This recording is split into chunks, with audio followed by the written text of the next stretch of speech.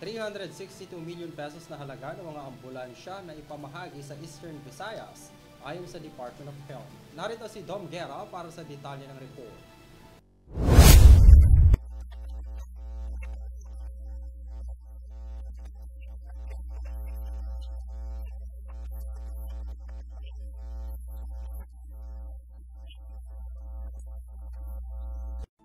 $146 land at sea ambulances ang ipinamahagi ng DOH at lalo na mabigyan ng emergency transport vehicles ang lahat ng ospital at LGUs.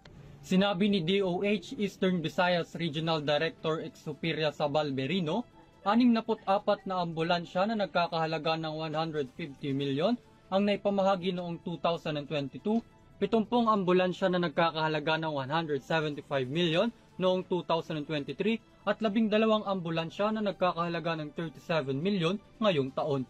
Kasama rito ang 8 sea ambulances at 1 river ambulance para sa mga baybaying komunidad. Ipinamahagi ang mga sea ambulances sa Kapul, Biri, San Antonio at San Vicente sa Northern Samar, Giian sa Eastern Samar, Tagapulan at Tarangan sa Samar at Bato sa Leyte.